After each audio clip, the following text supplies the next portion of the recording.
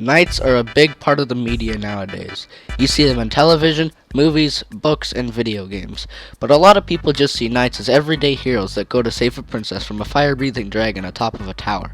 But to be honest, that's not very realistic.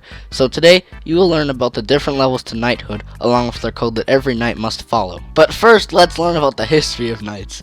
A while before the High Middle Ages, knights were very corrupt and cruel. They had no laws or code to follow, so they acted as if it was anarchy. They treated everybody poorly regardless of their social status, and were running wild amongst the streets of the medieval towns. Thus, the Code of Chivalry was created. It was a moral code introducing the qualities of respect, courage, integrity, and decency.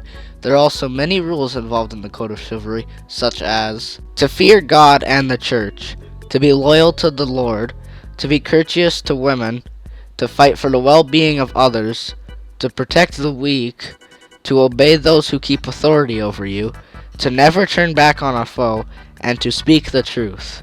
To first become a knight, you would have to start at a very young age. Most people who became knights were descendants of a family involved in knighthood. When you first start, you must become a page at only 7 years of age. Pages were taught respect and proper manners, and taught the roles of a knight. Other children would spar with wooden swords and shields. Eventually, pages would reside in the home of a lord's manor and serve the lord daily by doing things like tending to the lord's clothes, cooking and cleaning, etc. Eventually, at the ages of between 14 and 21, the page would become a squire. The squires were often apprenticed to knights and served them. Squires were trained harshly and injuries were commonplace among the squires. Squires were also seen as being capable in the battlefield.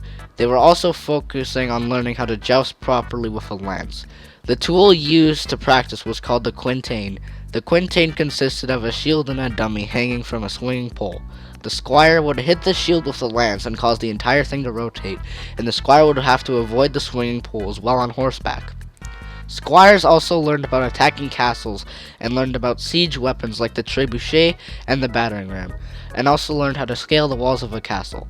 Sometimes they would have to defend their castle, and they were issued a crossbow because they were simple to operate and required very little skill. Some squires also accompanied the knights in the battlefield and could be injured or killed in battle. After years of long and hard training, the squire finally became a knight at the age of 21.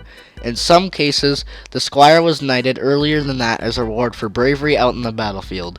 The ceremony was very ritualistic and had a lot of steps. First, the squire would hold a vigil in a church or chapel, kneeling in front of the altar in silent prayer for 10 hours. Then, in the morning, he would join the others to hear mass and a sermon on a knight's duty. Then sponsors would take the sword and shield from the altar after being blessed by the priest and given to the Lord. The squire was then presented to the Lord and then took an oath of allegiance to the Lord. The final part of the ceremony was called the dubbing and was held by a knight, greater noble, or even the king himself. They would present the sword and shield, and the squire would receive a light blow to the head with the blunt edge of the sword, as the Lord said, "I dub thee Sir Knight." Then sponsors would put spurs on the knight, and the Lord would say, "Arise, Sir Knight." The celebration would continue with plenty of fanfares, and fellow knights, nobles, and royalty would attend. Knights in Middle Ages society were considered very strong men who adhered to the Code of Chivalry and possessed superior combat skills.